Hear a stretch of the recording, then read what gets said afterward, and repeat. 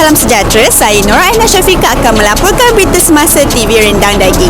Perkembangan teknologi menjadikan media online sebagai preferensi untuk menyampaikan sebuah berita. Berita yang tersebar di media sosial sangatlah berpengaruh pada fikiran dan kehidupan masyarakat serta pada kondisi sosial ekonomi di suatu wilayah. Baru-baru ini Malaysia digempakan dengan satu berita palsu iaitu akan berlaku banjir besar di Kuala Lumpur pada 13 September yang akan mengorbankan lebih 100 orang ramai. Untuk lebih lanjut, isu ini akan turut dikongsikan wartawan kami yang berada di kawasan kejadian.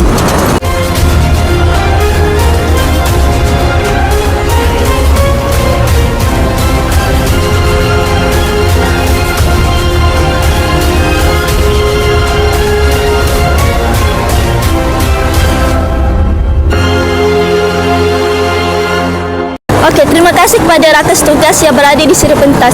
Saya wartawan Ni Ramadana yang kini berada di lokasi yang dikatakan akan berlakunya banjir besar itu. Dan kini saya akan menginterview orang awam yang berada di sini. Okey, kini kita akan mencari dan menanyakan orang awam pendapat tentang penyebaran berita palsu. Okey, mari. Cik, minta maaf, bolehkah saya mengambil masa cik sedikit? Bolehlah. Boleh. Saya ingin menanyakan kepada cik, adakah cik tahu latar belakang di mana terjadinya penyebaran berita palsu? Latar belakang, saya rasa nowadays semua benda on social media kot. Lepas tu maybe melibatkan orang yang pihak yang tak bertanggungjawab. So, cik rasa yang media sosial memainkan peranan yang penting dalam penyebaran berita palsu lah? Ya, betul. Terima kasih. Okey, adakah cik tahu yang baru-baru ini ada satu berita yang gempar di mana katakan pada 13 September akan berlakunya banjir besar. Adakah cik tahu dan apakah pendapat cik mengenai situasi tersebut? Oh, yang pasal Simpson punya teori tu ke? Ya, betul. Oh, okey. Pada pendapat saya, benda tu sangat tak wajar lah sebab benda tu sangat-sangat orang kata pelik lah sebab takkanlah based on kartun sahaja kita nak ambil benda tu as satu benda yang kita kena follow kan. So, saya rasa before kita share something, kita kena tengok dia punya kesahihan sama ada betul atau tidak, sama ada source yang diberikan tu betul atau tidak. So sekadar kalau kita bersandar kepada social media ataupun something yang tak tahu kesahihannya, sangat tak wajar lah sebab dia akan menimbulkan banyak kekecohan. Macam yelah, based on my experience, kawan-kawan saya sangat takut lah macam apa jadi sebenarnya, betul ke ada banjir besar yang akan terjadi. So saya rasa benda tu sangat tak wajar lah sebab dia akan menimbulkan kekecohan dan orang akan rasa takut. So orang awam kena selidik dulu lah sebelum berita tu. Okey. Ya, betul. Terima kasih atas masa yang diberikan. Terima kasih. Terima kasih. Okey, kini kita bersama dengan orang awam untuk menanyakan mengenai penyebaran berita palsu. Okey, bolehkah saya bertanyakan sedikit soalan kepada cik? Ya, boleh. Okey, bolehkah saya bertanya, adakah encik tahu punca atau faktor yang menyebabkan penyebaran berita palsu? Ya, saya tahu. So, kalau dari pendapat saya akan cakap punca berita palsu tersebar dengan cepat adalah melalui media sosial atau aplikasi message. So, kalau nak saya terang lebih lanjut? Boleh saja. Okey. So, seperti kita tahu, isi utama media sosial ialah message ringkas seperti dalam bentuk tulisan, gambar dan berita dan sebagainya. So, bahan seperti ini mudah dibaca dengan pantas, difahami dan dia mudah tersebar. So, kalau kita nak kaitkan dengan isu yang baru-baru tersebar iaitu 13 September, so dari pendapat saya akan bagi tahu mungkin isu ini tersebar dalam aplikasi WhatsApp yang di forwardkan oleh masyarakat sekeliling kita, dan begitulah berita ini disebarkan dan kita boleh bagi tahu bahawa berita tersebut ini telah tersebar dengan pantas. Jadi cik nyatakan yang masyarakat memainkan peranan dalam penyebaran berita palsu juga? Ya, betul. Okey, terima kasih atas masa yang diluangkan. Kini kita akan menemubual orang awam yang ketiga di mana kita ingin mengetahui lebih lanjut tentang penyebaran berita palsu.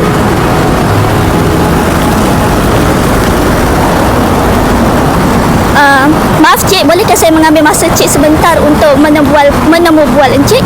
Ya, boleh. Okey, saya ingin menanyakan kepada Cik mengenai penyebaran berita palsu. So, adakah Cik tahu punca atau faktor seperti penggunaan media sosial yang boleh kita kaitkan dengan isu yang tergempar baru-baru ini di mana akan berlakunya banjir pada 13 September? Okey. Tiada undang-undang je boleh cakap. Sebab selama ini berita palsu menyebabkan kerana menyebabkan tidak rugi apa-apa kerana menyebarkannya. So jika silap pun tiada hukuman dikenakan. Lepas tu Akta Anti Berita tidak benar akan hukum 2018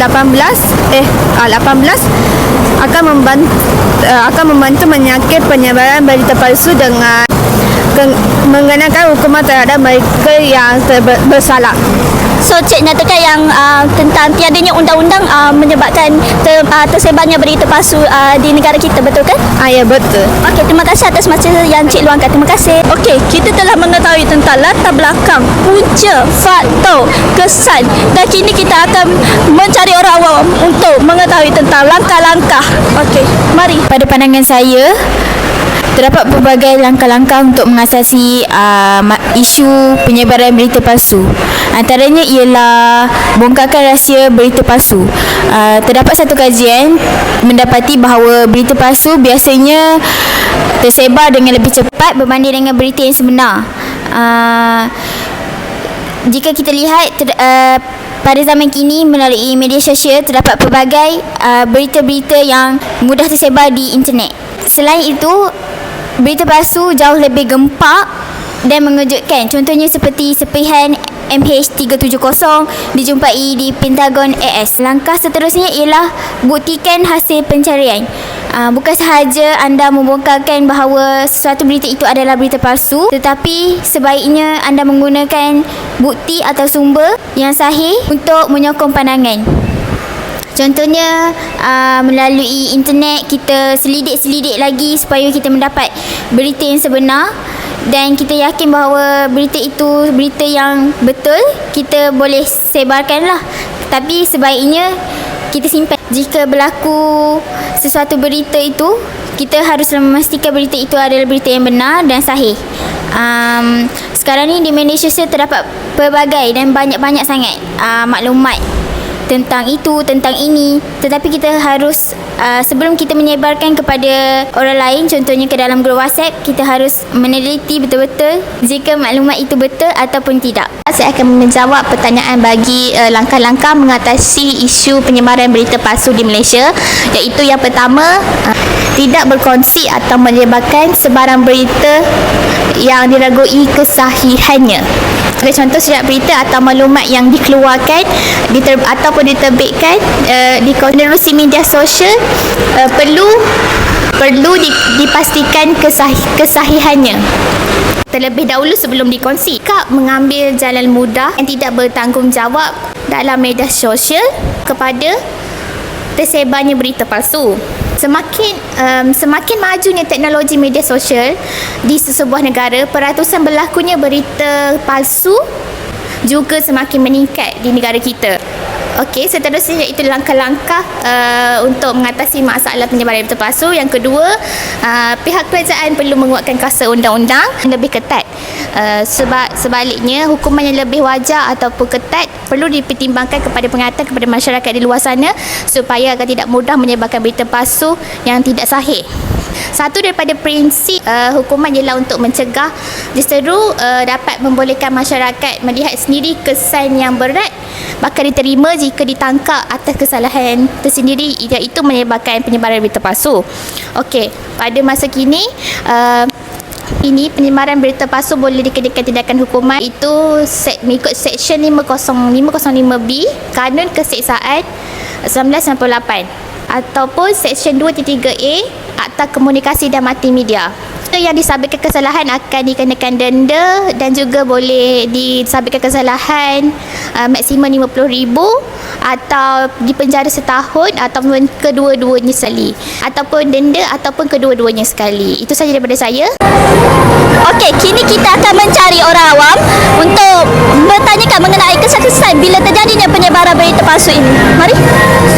Baiklah, bagi saya kesan-kesan penyebaran berita palsu contohnya adalah ia memberi impak yang negatif kepada minda masyarakat. So contohnya macam isu 13 September hari itu, di mana terdapat banyak berita bahawa bencana akan berlaku. Jadi bagi saya, bila penyebaran palsu ni ada, dia akan membuatkan masyarakat kita ni asyik berfikiran negatif, dan kalau tak berfikiran negatif pun mereka akan mula menuduh kumpulan yang lain. Contohnya yang percaya ni dia akan menuduhkan kumpulan yang menyebarkan berita tu. Jadi bagi saya di situ dia akan create rusuhan lah. Dan kesan yang lagi satu, saya rasa ia juga akan membahayakan keselamatan negara. Jadi seperti yang saya kata tadi, rusuhan.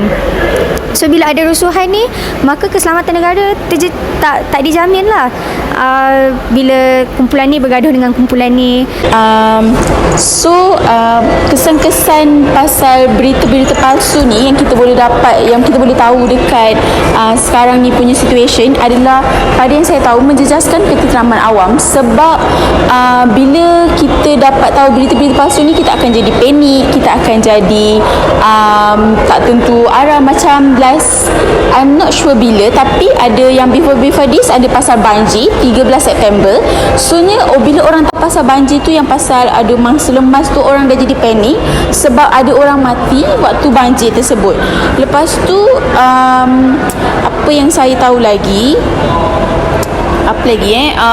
benda ni juga, kesan-kesan ni juga akan mengelirukan masyarakat. So orang akan miscommunicate about this thing yang orang dengar dan orang baca lah dekat environment sekarang ni, dekat keadaan sekeliling. Saya rasa tu je lah kot. Itu saja maklumat yang kita dapat daripada orang awam yang berada di kawasan kejadian. Kini kita akan kembali ke seri pentas. Sekian berita TV Rendang Daging. Berita ini disunting oleh saya, Nur Aina Syafiqah. Sekian, jumpa lagi dan Assalamualaikum.